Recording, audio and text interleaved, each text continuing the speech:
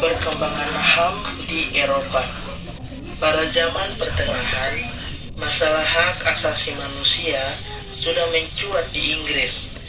Tahun 1215, ditandatangani suatu perjanjian Magna Carta antara Raja John dari Inggris dan sejumlah bangsawan. Raja John yang dipaksa mengakui beberapa hak daripada bangsawan sebagai imbalan untuk dukungan mereka membiayai penyelenggaraan pemerintahan dan kegiatan perang. Pada abad 17 sampai 18, hak asasi maju dengan pesat yang sejak abad ke-16 berdominasi mulai dipertanyakan keabsahan karena banyak raja yang bertindak sewenang-wenang. HAM pada abad ke-20 dan awal ke-21.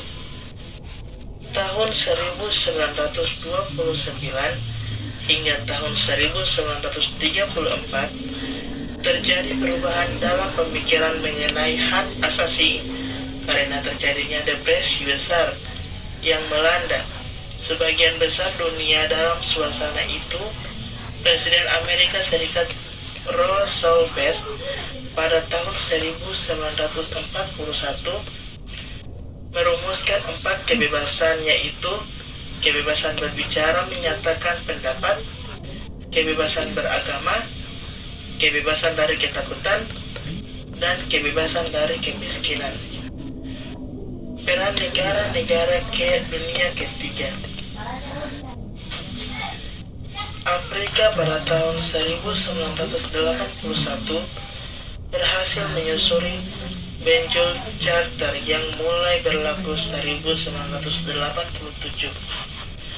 yang di dalamnya dicantumkan bahwa tradisi dan nilai-nilai peradaban Afrika harus memberi inspirasi dalam pemikiran mengenai hak dan kebebasan, mencakup melaksanakan kewajiban.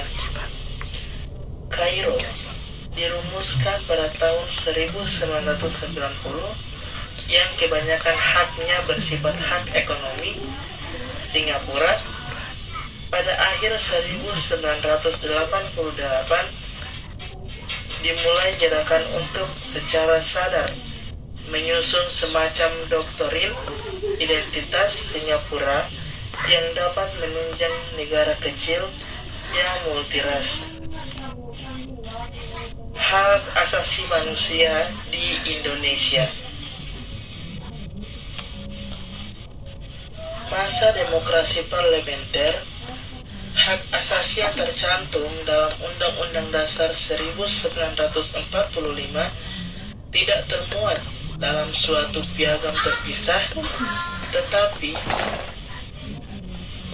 tersebar dalam beberapa pasal, terutama pasal 27 sampai 31, dan mencakup baik di bidang politik maupun ekonomi, sosial, budaya dalam jumlah terbatas dan dirumuskan secara singkat.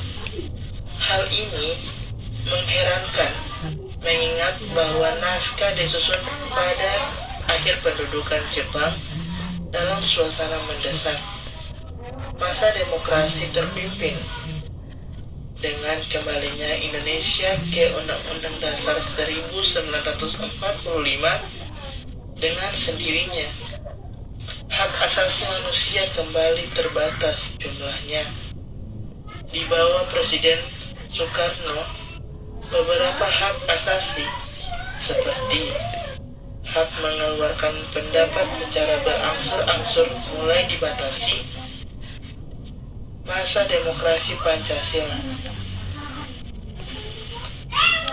Pada awal Orde Baru, ada harapan besar bahwa dimulai suatu proses demokratisasi. Banyak kaum cendekiawan menggelar berbagai seminar untuk mendiskusikan masa depan Indonesia dan hak asasi.